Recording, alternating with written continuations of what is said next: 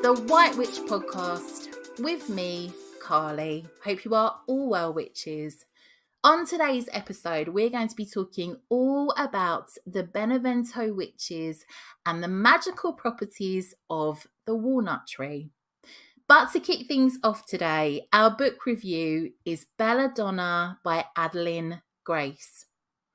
So I had this fiction book on my to-read list for a little while, and I managed to get it once again through the library. The wonderful library comes through again. Firstly, the book's name and cover enchanted me. The copy I borrowed is a beautiful mauve-coloured hardback. It has two beautiful birds with the Belladonna plant illustrated on the front. And one bird is in the living world, one in the underworld, which lends to the story's theme and our main character, Signa's nickname, Little Bird. Here is the book's blurb. For as long as Signa Farrow has been alive, the people in her life have fallen like stars. Orphaned as a baby, 19-year-old Signa has been raised by a string of guardians, each more interested in her wealth than her well-being, and each has met an untimely end. Her remaining relatives are the elusive Hawthorns, an eccentric family living at Fawn Grove, an estate both glittering and gloomy. Its patriarch mourns his late wife through wild parties, while his son grapples for control of the family's waning reputation, and his daughter suffers from a mysterious illness. But when their mother's restless spirit appears claiming she was poisoned, Signa realises that the family she depends on could be in grave danger and enlists the help of a surly stable boy to hunt down the killer. Signa's best chance of uncovering the murderer, though, is an alliance with Death himself, a fascinating, dangerous shadow who has never been far from her side. Though he's made her life a living hell, Death shows Signa that their growing connection may be more powerful and more irresistible than she ever dared imagine. This book is everything I could have hoped for, especially for this time of year. Gothic, macabre themes, a headstrong, witchy lead character in Signa, terrifying ghosts, a murder mystery, a hot, steamy romance, poisonous plants, and all of this set in a huge Gothic mansion. I haven't read a book with a murder mystery or romance in it for ages, and to have the two combined, this did not disappoint on that front. The romance at one point was steamy with a capital S. I mean, I was living vicariously through Signa. The romance, it was beautiful. I personally am not a gal for romance novels, but the romance between Signa and her love was completely unexpected and so beautiful. I am desperately dramatic when it comes to anything I enjoy romantically, if I am going to get into it. So if it's like a book, a film or so on.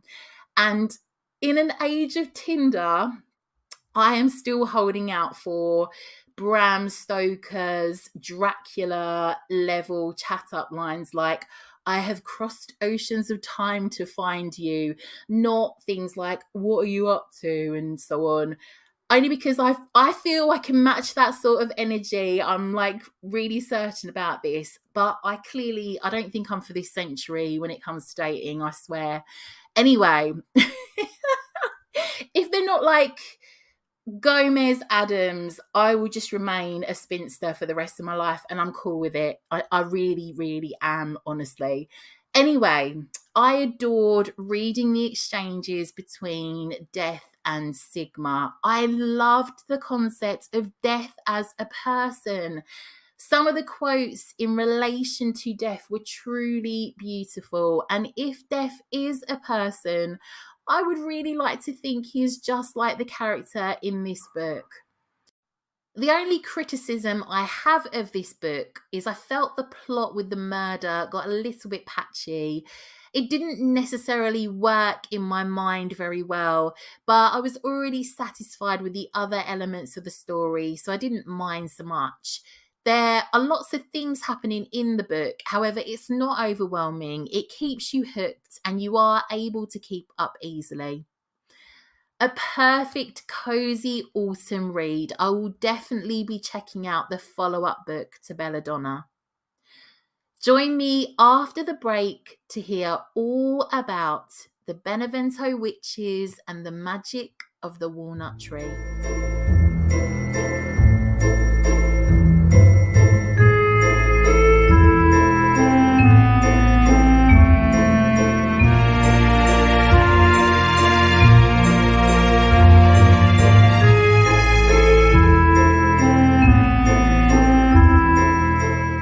Welcome back.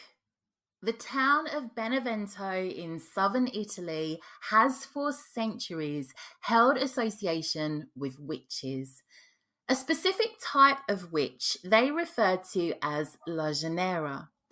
Villagers would be suspicious of most of the women within the area, should they too be part of this secret witch coven, who by night were said to flock to the local walnut tree, apply a special ointment onto their skin, and recite a specific incantation.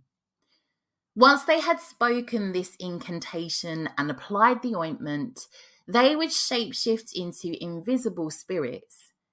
This gave them the ability to access the homes of villagers through the gaps under doors that they would pass through like the breeze. Should they so wish, it was said that they could cause harm to their intended whilst they were asleep. And if they visited you once, they would surely visit again.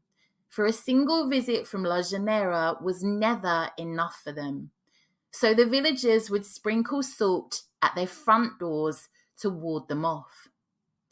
Should you feel their icy cold touch upon your face, this was said to be the hand of La Genera. So let's look into the real story of the witches of Benevento. Benevento is best known as the Italian town of the witches. In the 3rd century BC, the Romans conquered the area and changed its original name of Maleventum, meaning bad event, to Beneventum, meaning good event. The area had a crossroads and the city stood where the Appian Way forked and the Sabato and Calor rivers joined. In the 4th century BC, ancient colonists of Magna Graecia introduced the orgiastic worship of Sibylle. For a brief period, so that means that lots of orgies were part of the worship. For a brief period during Roman times, the cult of Isis, Egyptian goddess of the moon, proliferated in Benevento. The Emperor Domitian had a temple erected in her honour, and Isis became a form of Trinity, so she became identified with Hecate, goddess of the underworld, and Diana, goddess of the hunt, and all three deities had links to magic. During the Renaissance period, some of the most famous witches resided close to Benevento. Some names I came across were Violante de Pontecorvo, sorceress Menandra, and a sorceress Alcina who lived about 4 miles away from Benevento in a small village called Pietra Porcina, meaning little stone. Boiarona is another famous witch who lived nearby. In legend, she was said to have chained another witch, Giacona, along with some demons to the infamous walnut tree. Giaconda was a witch known for having many beautiful apprentices, whom she educated on how to use flying ointments on their bodies. It was said that the witches met at night between Saturday and Sunday around a big walnut tree where they would hold their Sabbath. This walnut tree was said to be in leaf all year round. The tree was so huge and its branches so thick with leaves that the shade was like night itself. The tree's walnuts were said to differ and have an almost pyramid-like shape. These were often sold as talismans and amulets. Raven Gramassi wrote of the walnut tree of Benevento being sacred to Proserpine, Nox, Diana, and all Chthonic deities. The witches of Benevento were a very powerful society of witches, and through their dedication, the old religion survived intact during and after the Inquisition. Raven Gramassi writes that his mother believes the tree to still be there at Stretta de Barba in Benevento near the river, that witches still gather there in secret, and that once upon a time it was the sanctuary of the followers of Aradia, goddess of the moon and queen of the witches. A mode of transport for the witches would either be transforming themselves into invisible spirits after using their ointment and words. This ointment would help to lift the witch into the air as well as make them invisible, supposedly. Another transportation method was for the witch to steal a horse. The villagers would often find the horse in the stables at dawn, sweating profusely after being ridden all night, and they would often leave the horse with their hair braided. Alternatively, it was said the witch would travel on a broomstick made of sorghum, a flowering plant that was used for bristles for brooms. And the witch's preferred night for flying was said to be on those stormy nights. Should the witch enter your home under the door, it was said that they could cause miscarriage or malformations in newborns. If you were sleeping as the witch entered, it is said you could feel them as a gust of wind, and you would feel a sense of oppression on your chest. The source of the name Gennara is said to be dialect meaning door. However, a more plausible theory is linking the name to Diana. The priestesses of the goddess Diana were named Dianae. Witches throughout the day would supposedly blend in with all the other villagers, yet by night they would anoint themselves with this flying ointment by applying it to their breasts or their underarms before speaking the magical incantation. Unguent, unguent, carry me to the walnut tree of Benevento, above the water and above the wind and above all other bad weather. Charles Leyland, in his book of Etruscan Magic and Occult Remedies, writes of the witches being known for their healing abilities and also dispensing coins to the poor. The chief physician of Benevento, Pietro Piperno, in his essay on the superstitious walnut tree of Benevento from 1639, traced the roots of the witch legend back to the 7th century. At that time, Benevento was the capital of a Lombard duchy. The invaders, although formally converted to Catholicism, did not renounce their traditional pagan religion. Under Duke Rolmard I, they worshipped a golden viper, perhaps winged or with 2 heads, which probably had some connection with the cult of Isis, since the goddess was able to control serpents. They began to develop a singular rite near the Sabato River, which the Lombards celebrated in honour of Wotan, father of the gods, more commonly known to us as Odin. The hide of a goat was hung on a sacred tree. The warriors earned the favour of the god by rushing frantically around the tree on horseback and striking the hide with their lances, with the intent of tearing off shreds, which they then ate. In this ritual, we can recognize the practice of Dios Paragmos, the god sacrificed and torn to pieces, which became the ritual meal of the devotees. The Christians of Benevento would have connected these frenzied rites with their already existing beliefs about witches. In their eyes, the women and the warriors were witches, the goat was the incarnation of the devil, and the cries were orgiastic rites. A priest named Saint Barbatus of Benevento outright accused the Lombard rulers of idolatry. According to the legend, when Benevento was besieged by forces of the Byzantine Emperor Constans II in 663, Duke Romuald promised Barbatus to renounce paganism if the city and the duchy were saved. Constans withdrew, according to the legend, by divine grace, and Romuald made Barbatus the Bishop of Benevento. Saint Barbatus cut down the sacred tree and tore out its roots, and on that spot he had a church built. Romuald continued to worship the golden viper in private until his wife handed it over to Saint Barbatus, who melted it down to make a chalice for the Eucharist. This legend is incompatible with the historical facts. For example, the Duke of Benevento was somebody else in this time period.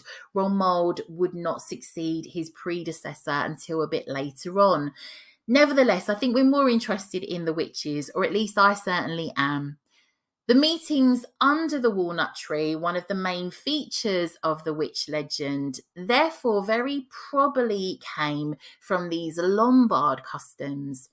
Nevertheless, they can also be found in the practices of the cult of Artemis, the Greek goddess, who can in part be assimilated to Isis, and these were carried out in the Anatolian region of Caria. For hundreds of years after the walnut tree was uprooted, legend had it that the tree reappeared on nights of the witches' Sabbats. The tree of Benevento inspired many writers, artists, and musicians. I will link in the show notes an image for the Witches' Dance, a piece of music composed by Paganini.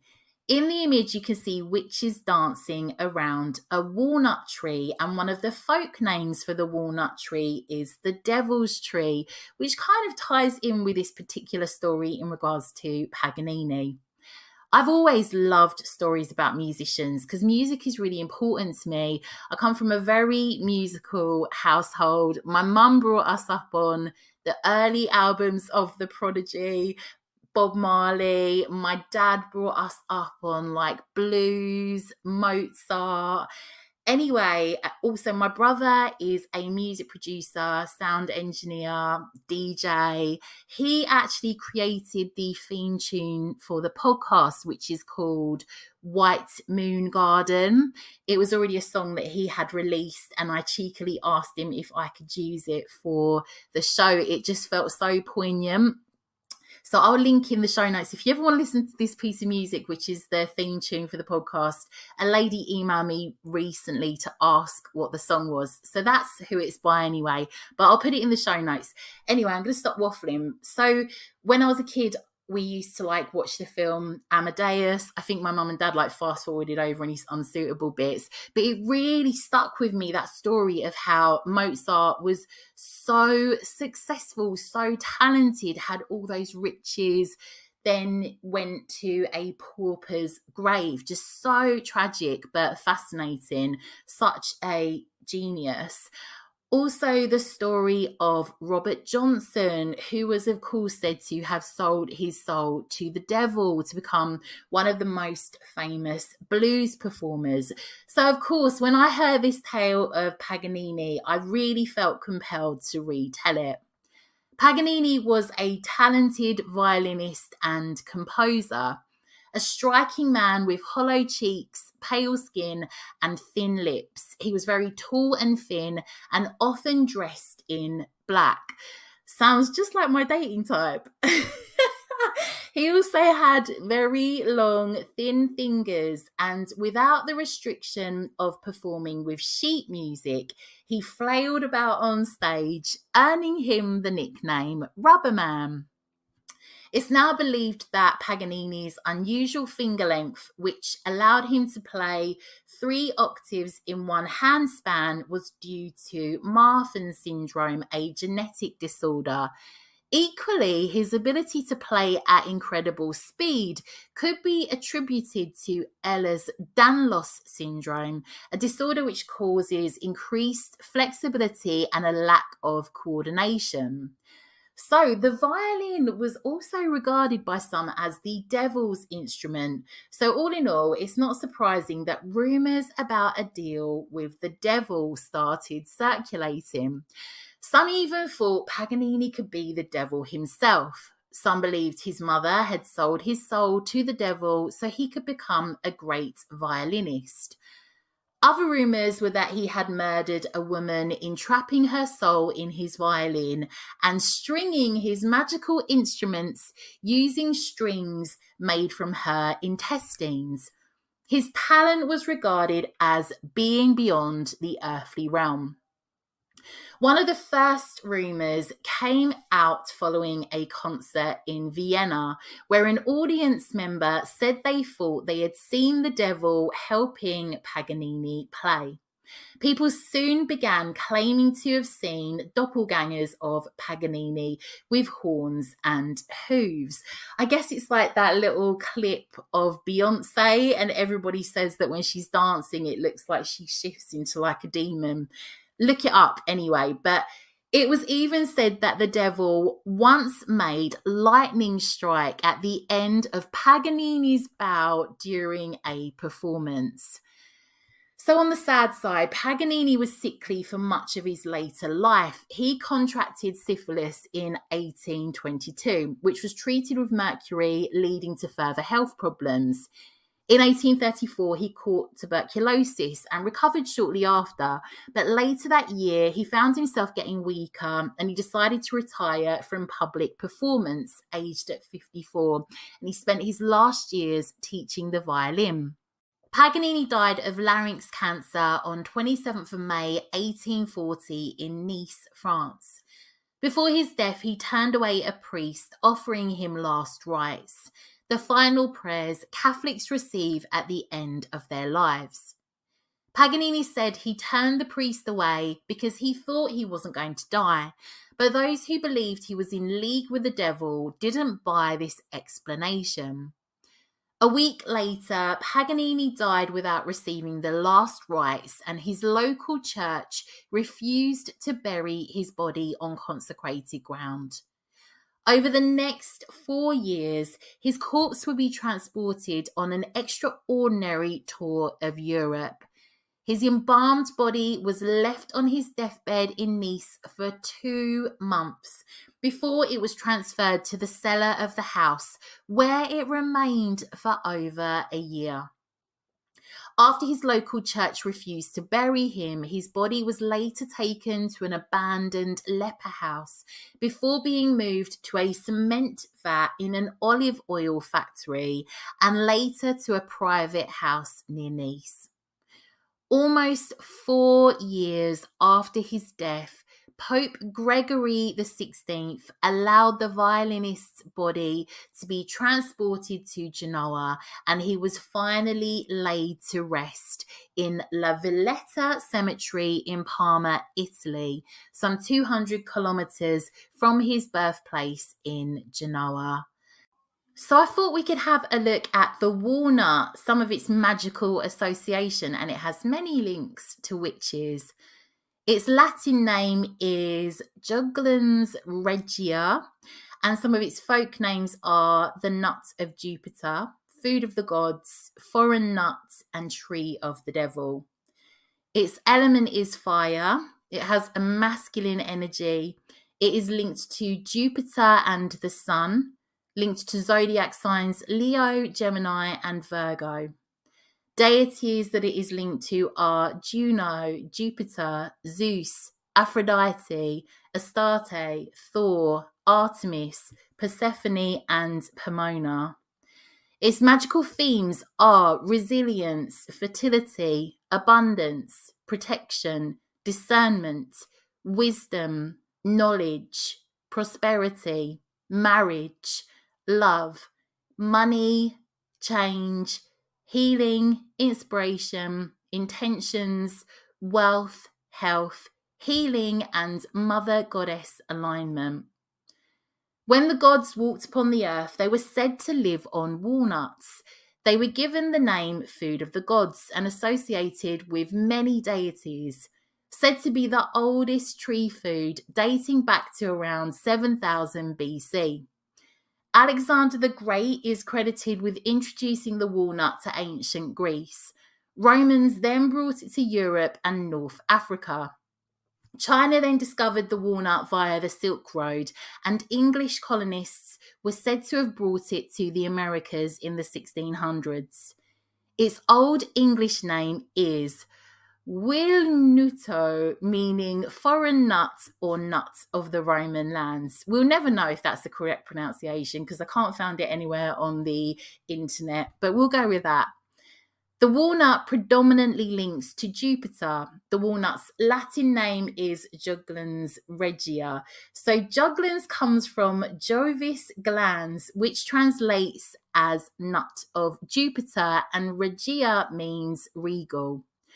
Jupiter, as sky god, was the principal chief deity of the Roman religion in ancient times.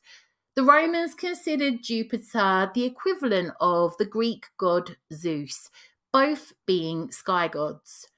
The Romans also associated the walnut with the goddess Juno, wife of Jupiter, goddess of women and marriage. This association led to the marriage ritual of walnuts being strewn at Roman wedding ceremonies, much like we would today with confetti. I think that's far more fun, like yeeting walnuts at brides and grooms as they have finished their marriage ceremony. The walnut was considered a symbol of fertility. It was hoped that the walnuts would encourage a quick and healthy pregnancy for the newlywed couple. Women would often carry walnuts as a fertility charm. In Germany, it was custom for the groom to plant a specific number of walnut trees before the wedding ceremony could take place. An old marriage tradition was for the walnut to be separated into two halves and placed into the marriage bed before the marriage was consummated. The two nut halves would after be placed back together, cracked and eaten by the couple to assure their fertility. Imagine consummating your marriage in a bed with like walnut dust. I'm thinking of the guy on People Just Do Nothing, and he sells bags of peanut dust. I love that guy. I can't remember his name. But anyway, if you know, you know. In Romania, a bride wishing to stall having a child too soon would place roasted walnuts into the bosom of her wedding dress. Each walnut represented a year she wished to remain without child. Following the wedding, the bride would bury the walnuts. In Poitou, France, a custom is for the bride and groom to dance around a huge walnut tree in the city because the locals believe that through carrying out this ritual, the bride was produced an abundance of milk for her future baby. The link between the walnut and fertility traces back to ancient Greece, where the sheer volume of nuts the walnut tree could provide ensured they would be symbolic of fertility. As a love divination ritual upon All Hallows Eve, so this is coming up soon if you want to have a go, it was customary at midnight to walk 3 times around a walnut tree, then look up through the branches and request out loud for some of the tree's walnuts. Please, sir, can I have some of your walnuts? At this moment, it was said that the face of your true love would appear to you. At Michaelmas in Belgium, they would perform a marriage divination where they took some walnuts, emptied them of their nuts, and put the shells back together.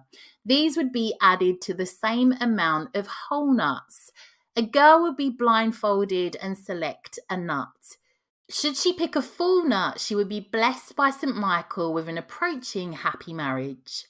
Due to their association with the gods, the walnut has much association with abundance, prosperity, and wealth. Lending to this theme, the Romans would often bury coins under walnut trees as an offering to the Roman goddess of fruit trees, Pomona. In Greek mythology, in the story of Caia, the walnut appears. Dionysus was in love with Caia and upon her death transformed her into a walnut tree. Artemis brings news to Caia's father of her passing and commands a temple be built in her honour. The columns of the temple are sculpted in wood in the form of young women called kataids, or nymphs of the walnut tree. The ancient Greeks also associated the walnut tree with Persephone, queen of the underworld.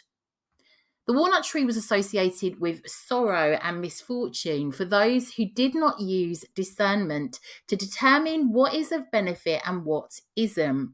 So, walnut connects to Jupiter's associations of being led astray. That should you place too much importance on material wealth, it can detrimentally affect other parts of your life or see you losing it all. Jupiter's blessings require balance alongside spirituality and awareness of what is best for all concerned. A reminder for us to rely on our intelligence, wisdom, knowledge, and inspiration. A key theme of the walnut and its association with the brain due to the inner nut's similar appearance.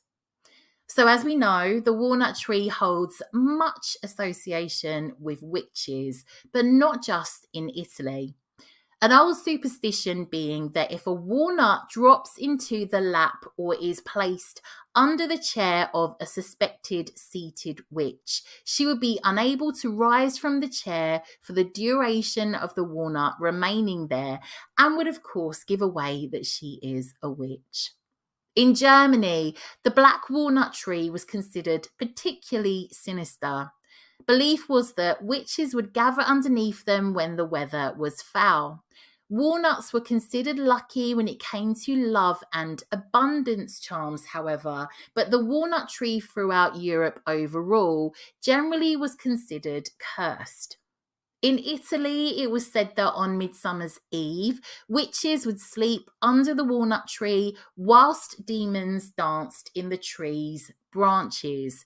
It was said that amidst the shade of the walnut tree, you could often hear the whispering and giggling of demons. In Somerset, the walnut tree was said to belong to the devil himself and not to be visited after dark. So another superstition relating to the walnut tree is that one shouldn't attempt to grow anything else near it, for it contains evil or poison. The fallen leaves and husks of the walnut tree do contain a toxic chemical called juglone that acts as a natural herbicide. It is observed that other plants will very rarely grow in the walnut tree's shade, particularly with the black walnut, which of course lends to its sinister association. Insects were thought to dislike walnuts, so leaves would often historically be strewn around the home and stables to keep mice and fleas away. A solution made from walnut leaves would be sponged onto horses by coachmen to discourage insect problems. In Serbia, the English walnut tree has long been considered a portal to the underworld. Often planted within graveyards, the nuts are frequently used as offerings to the dead. Male witches in Serbia are said to perform magic under walnut trees. It is a tree connected to ancestral communication and the dead. Some even believe that a great horned spirit can be sighted at noon under the walnut tree. Walnut leaves have long been used and placed on graves in Serbia along with walnuts as an offering to deceased ancestors. Also placed around the home in each corner of a room during the Christmas period. Dreaming of a walnut tree is said to be an omen of misfortune or unfaithfulness. In Sussex, an old superstition was that sleeping under a walnut tree could incur damage to the mind or even death. In folklore in other regions, to sleep under a walnut tree could ensure you received prophetic dreams about who your future lover would be. However, it came with the risk of never awakening from such a deep slumber. In Italy, it was said that he who plants a walnut tree would die young, and that should a walnut tree die or be blown down, misfortune would soon follow. In various regions, it was superstition that to plant a black walnut tree in an orchard would kill off all the apple trees or bring them blight. Another superstition was that you should never bring black walnut wood or nuts to sea should it risk attracting storms. In Bavaria, walnut branches would be taken by each family to the churchyard upon Easter Sunday. Fires in the churchyard would be made from flint and steel. Part of the walnut branch would be burnt upon these fires before the family brought the branch home to the hearth of their home. The branch would be used as a protective charm to ensure the home would be protected from lightning during the forthcoming year. In France, on St. John's Day, 24th of June, they would gather walnut leaves before sunrise and use them as amulets of protection against lightning.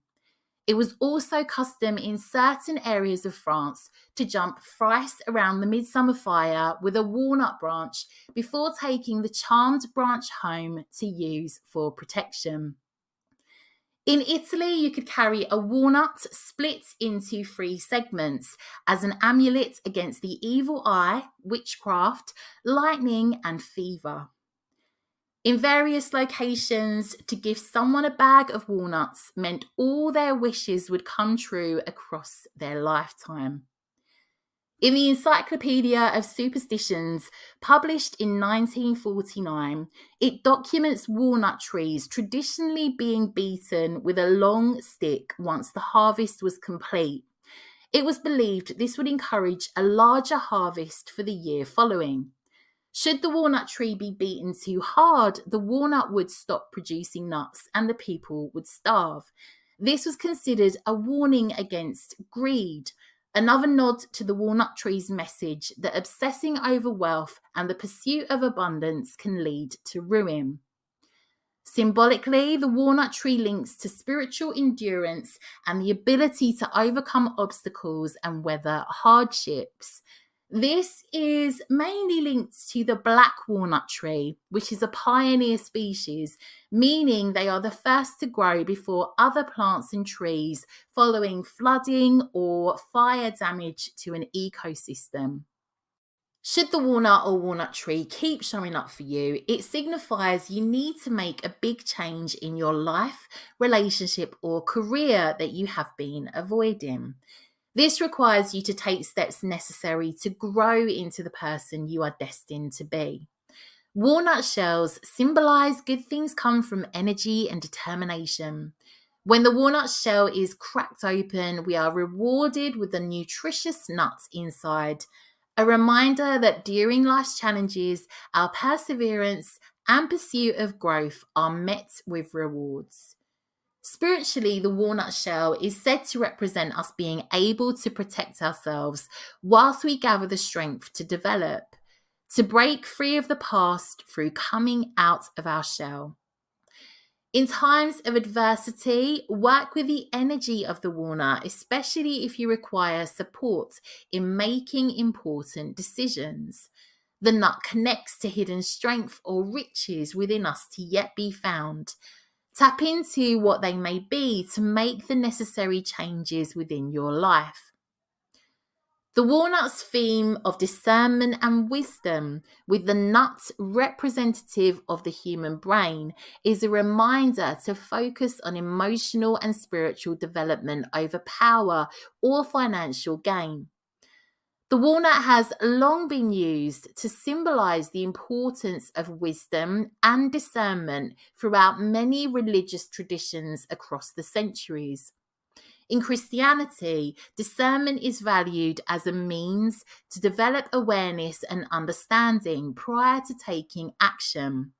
It is said that the Native American tribes believed the walnut to symbolize clarity and focus. So, looking at folk medicine relating to the walnut, in the 1st century AD, a text called the Doctrine of Signatures was created. Within it, a Greek physician hypothesized that the gods shaped plants to resemble parts of the body they could heal. The Doctrine of Signatures became a collection of the observations of physicians, historians, and traditional healers. Within the text, it was deduced that walnuts were excellent brain foods. The nut meat, I hate that word, the nut meat is wrinkled and exists in 2 hemispheres, just like the brain, whilst being encased in a hard protective shell, just like the skull. Another use for the walnut within this text was to cure madness. A 15th century cure to prevent madness and protection from evil spirits was, upon midsummer night, betwixt midnight and the rising of the sun, gather the fairest green leaves of the walnut tree, and upon the same day between sunrise and its going down, distill thereof a water in a still between 2 basins. And this water is good if drunken for the same malady. A Pennsylvania Dutch folk remedy was to treat warts by rubbing them with a green walnut before burying the walnut under the house's eaves. A 12th century manuscript documented how walnuts placed amongst poisonous herbs could destroy poison. Ashes of walnut would be placed in red wine as a cure for baldness, but was also thought to turn the hair a fair colour.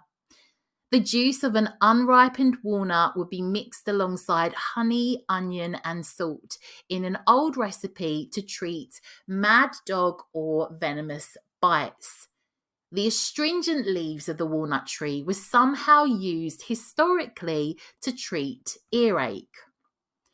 Native Americans were said to use the black walnut tree for multiple medicinal uses through use of the bark, leaves, husks, and nuts. They utilised it as a mosquito repellent, laxative, cure for diarrhea, an anthelminthic, which is an anti-parasitic drug, and they used it to treat skin diseases. Black walnut has also been used in various different forms, such as to relieve fever, kidney ailments, gastrointestinal issues, ulcers, toothache, syphilis, and even snakebite. The walnut is considered one of the best foods for brain health and longevity. It's packed full of omega-3 fatty acids, protein, fibre, antioxidants, and vitamin E. It's anti-inflammatory, anti-parasitic, anti-aging, promotes brain function, controls blood pressure, and is said to improve male fertility. So the walnut's magical uses. Use walnuts or walnut wood and bark within your rituals and spell work related to life transitions, initiation rituals, weather magic, and manifesting. Ideal to use walnuts in spells for money and prosperity. You could keep a bowl of walnuts upon your altar to radiate the power of Jupiter and to bring forth new opportunities along with wealth. And of course, use walnuts within fertility, love, marriage spells, and rituals. Walnut wood holds a lot of resistance to decay. It can, however, be tricky to find lying around. Should you find some, it can be great to use for a wand or stave, and is said to be ideal for a witch who wishes to cultivate patience and strength. You could use it in ancestor work to call ancestors home when the veil is thinning in the darker seasons of the year. You might want to use this wand again for spells and rituals relating to weather magic, abundance, insight, healing, focus, wealth, creativity, also motivation. Walnut wood has also been used to create spirit boards and runes. The walnut tree has many funerary associations. You could use the leaves in smoke cleansing or incense mix when the veil is thin during the darker seasons, or any time you wish to connect with ancestors. So ideal to be using at the moment. And of course, even running up to like Yule, in and around Yule is just a time when the veil is really thin. So again, it might be something that you wish to currently work with. Use also within rituals when you wish to connect with the world tree, or use walnut as an ingredient for deity or ancestor offerings. You could create a dream pillow using dried walnut leaves, for they are said to enhance dreams and sleep. The walnut tree is known for its connection with dream time. Ink from walnut husks has been used by artists such as Rembrandt and Leonardo da Vinci. You might wish to look into how you can obtain walnut ink for perhaps writing petitions, sigils, writing in your grimoire to harness the walnut's magical energy. So here is a spell to bring forth that which you desire, which you may wish to have a go at. Take a walnut and crack it open, break the nut's meat in half and place one half back into the walnut shell. On a small piece of paper, very tiny, write out that which you desire as a positive statement, as if it has already come to pass. For example, using words such as I have or I am, and whatever that desire is. Fold the paper and tuck it into the walnut shell. Close the walnut shell, and you could use a glue gun or wax to seal the walnut together again. You could bury the walnut to grow your intention, or alternatively, you could keep it on you on your person. Take the remaining half of the nut meat, and of course, providing you don't have a nut allergy or anything, eat it and take in your wish's power along with the powerful energy of the walnut. Allow your wish to become one with you. I love the idea of using the walnut and resealing it, because you could put all manner of things in there. It could just be a lovely little talisman. Just think it's a really sweet idea and could be used for many different things. So, a wonderful book that I referred to in making this episode, especially in regards to the walnut magical associations, folklore, and so on, is Under the Witching Tree by Corinne Boyer, which I have used as the title for this episode. And this is a little quote from her book. Many thanks to these fragrant trees of both ill omen and protection. For the brave they provide nourishment and the power to dream true. Their shadow not a curse, but a blessing of secret gatherings, which is bound to the tree's spirit in memory and in flesh. And from the same book, Under the Witching Tree, I have a poem that I thought I would read out. This is called The Black Earth Medicines of Autumn. Walker of caves, black wool, and obsidian glass ornaments, wearer of midnight fur and raven's feather cloak, the ancient beings among us. Dangle with the claws of crow, the wings of bats, the charred bones and jarred seeds, poppy datura, the fruit of dark elderberry wine, fixed offerings lost in a deep pool. Black soil carries the breath of the dark moon, her age old. Medicines are upon my altar, they are beneath my foundation. Stones accursed and blessed with night. Black butterflies and owl talons, in dreams the cauldron of water, and dark poison leaves. This is my becoming, I see, and I am born from this place, where the moths live and feed in the shadows of rotting leaves. The darkness of the womb, it holds me and forms me. It is my long-lost sanctuary. Gifts from the lady, hooded and cloaked, the fruits of the blackberry, my wine, the heart of the blackbird, my food, the darkened Indian pipe, my familiar, the silvery coal, my amulet, the shroud that will carry me into the starless night, brings medicine of the serpent, my ancestor, who resides in the dark, watery crypts and creates from sleepless darkness alone. I know that's a bit of a random poem to drop on you, but it felt like the time of year. It certainly feels like the veil is thinning. Really excited for Samhain. On that note, I do want to let you know that on the 26th of October from 7:30 p.m, we have the Witches Institute Samhain Gathering on Zoom, where we will be discussing our Samhain plans together and sharing ghost stories. We are also happy to discuss any stories of the Fae, cryptids, UFOs, anything supernatural. So do come on and join us.